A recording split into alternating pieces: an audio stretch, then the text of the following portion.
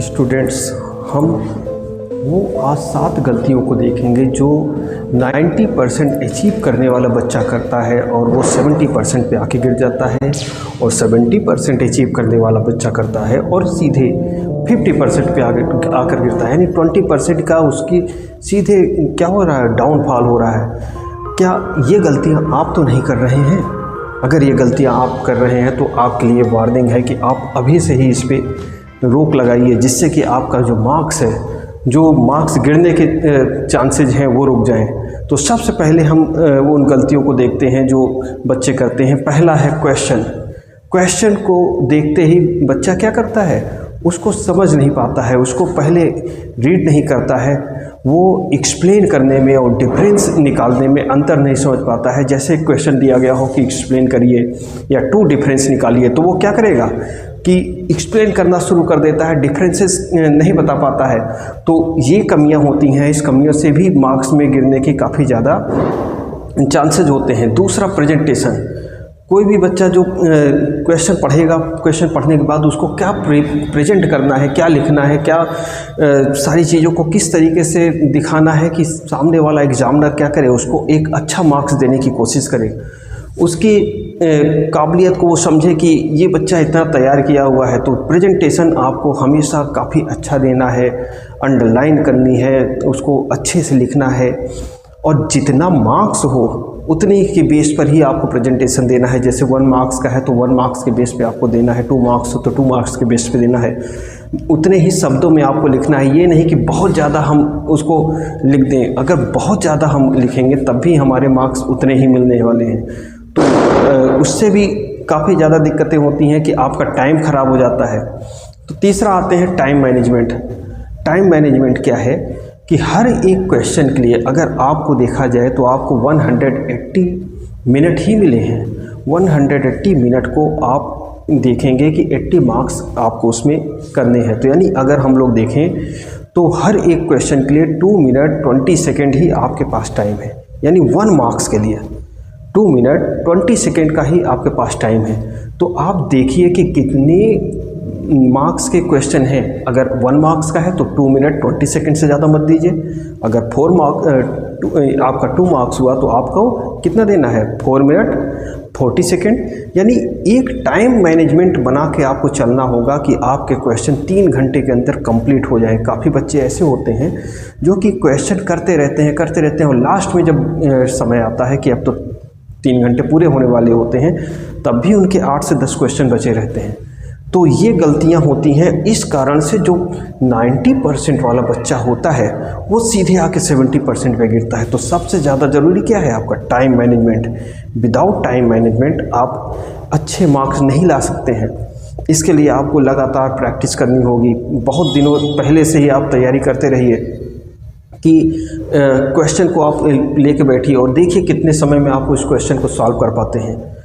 3 घंटे का पूरा पेपर लीजिए और देखिए 3 घंटे में आप कर पाते हैं कि 3.5 घंटे तो नहीं हो जा रहा है। तो टाइम मैनेजमेंट बहुत ज़रूरी है। अगला वो है स्टेप्स। आपके जो भी एग्ज़ाम हैं उन एग्ज़ाम में आप देखिए कि जो पेपर की चेकिंग होती है वो स्टेप मार्किंग पे होती है, अलग अलग स्टेप पर होता है। बाई चांस अगर आप मैथ का ही क्वेश्चन लगा रहे हैं, आपने सारे स्टेप सही किए, अंत में आंसर गलत किया, तब भी आपको स्टेप्स के मार्क्स मिलेंगे। आपको स्टेप्स के मार्क्स मिलते हैं। मान के चलते हैं कि पूरा मार्क्स नहीं मिलेगा, लेकिन जो स्टेप आपने फॉलो किया है उन स्टेप्स के मार्क्स मिलेंगे। तो हर एक क्वेश्चन को आप स्टेप बाय स्टेप देखिए। क्वेश्चन को जब पढ़ेंगे तो आप बीच में देखते हैं अलग क्वेश्चन मार्क्स बीच में लगा होता है, तो वहाँ से वो क्वेश्चन अलग डिवाइड होता है। तो हर एक स्टेप को आपको अलग वो करना है।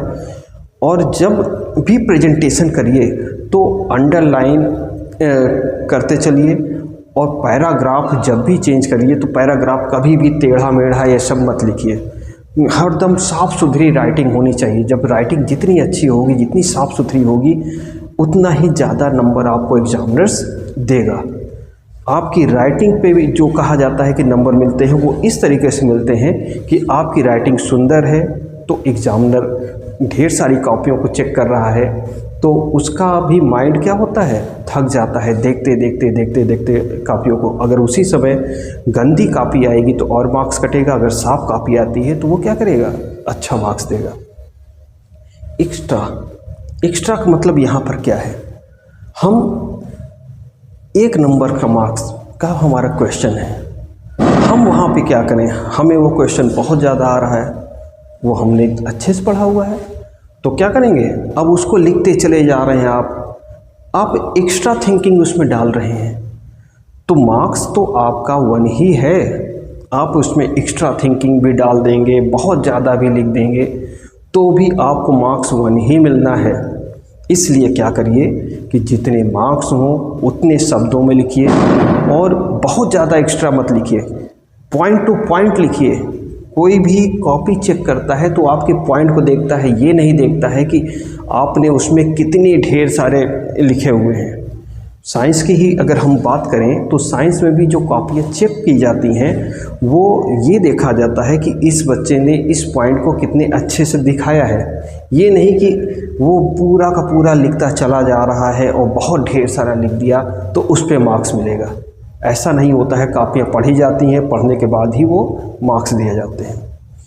इसके बाद पैनिक हो जाना, ये सबसे बड़ी चीज़ है। अगर आप घबरा गए तो घबराहट में भी आप क्वेश्चन को सही नहीं कर पाते हैं। तो इसका क्या तरीका है, आप हमेशा क्या करिए, पहले इजी क्वेश्चन को करने की कोशिश करिए। जब आप इजी क्वेश्चन को कर लेंगे तब कठिन क्वेश्चन की ओर बढ़िए। तो इससे आपकी जो गलतियां हैं वो कम से कम होंगी, और गलतियां जब कम होंगी तो मार्क्स भी ज़्यादा मिलेंगे। तो पैनिक होने की कोई ज़रूरत नहीं है कि क्वेश्चन देखते ही आप तेज़ी से उसको लिखना शुरू करें, तेज़ी से घबराहट आए, क्योंकि इससे भी मार्क्स गिरने के बहुत चांसेज होते हैं। जब आप अपने कॉन्फिडेंस से लिखेंगे, ओवर कॉन्फिडेंट भी नहीं होंगे, कॉन्फिडेंट आपका बना रहेगा कि आप अच्छा लिख रहे हैं, जो भी लिख रहे हैं आप एग्जामिनर उसको देखेगा तो एक अच्छा मार्क्स देगा। तो आपको पैनिक होने की ज़रूरत नहीं है, आपने साल भर पढ़ा हुआ है।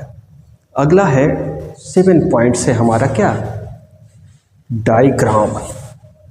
7 पॉइंट्स हमारा डायग्राम है। डायग्राम को अगर हम लोग देखें तो उसमें क्या करना है कि जब भी हम किसी चीज़ को रिप्रेजेंट करें तो डायग्राम ज़रूर लिखें। डायग्राम जब बनाते हैं और उसको हम लोग अंडरलाइन करके यानी कि लेबलिंग करते हुए शो करते हैं तो उसके अलग मार्क्स मिलते हैं। तो ये 7 कॉमन मिस्टेक्स हैं या 7 गलतियां हैं जिससे 90% वाले भी किस पे आ जाते हैं, 70% पे। पहला क्वेश्चन आपको देखना है, अच्छे से समझना है, उसके बाद वो लिखना है। रिप्रेजेंटेशन आपको बहुत अच्छी तरीके से प्रेजेंटेशन देना है। टाइम मैनेजमेंट करना है, स्टेप्स मार्किंग होती है इसलिए हर एक स्टेप्स को ध्यान देना है। एक्स्ट्रा लिखने की कोशिश ना करें, जितना पूछा गया है उतना ही बताएं, उसके अंदर ही लिखें। पैनिक ना हो, घबराहट ना वो हो, आपको नॉर्मली वो करिए। जो भी चीज़ों पे जहाँ भी आप डायग्राम यूज कर सकते हैं डायग्राम ज़रूर यूज करिए, और डायग्राम यूज करके आप लिखिए और इम्पॉर्टेंट चीज़ों को अंडरलाइन करिए। ये सब चीज़ें क्या हैं, आपको एक अच्छी ऊंचाई तक ले जाएंगे। अगर आप लिखते हैं तो 90% या उससे भी क्रॉस कर सकते हैं। लेकिन अगर आप ये मिस्टेक करते चलेंगे तो जो आपके मार्क्स हैं वो और डाउन होने के चांसेस बढ़ जाएंगे। तो इन गलतियों को आप अवॉइड करते हुए आगे बढ़िए। बेस्ट ऑफ लक हमारी तरफ से, आप एग्ज़ाम में अच्छे से अच्छा मार्क्स अचीव करिए। तो ब्रेनिक्सा आपके साथ बना रहेगा। आप इसको सब्सक्राइब करें, दूसरे बच्चों को भी बताएं और शेयर करें जिससे कि ज़्यादा से ज़्यादा लोगों को इसका फ़ायदा मिल सके। तो मिलते हैं इसके बाद हम लोग नेक्स्ट वीडियो में।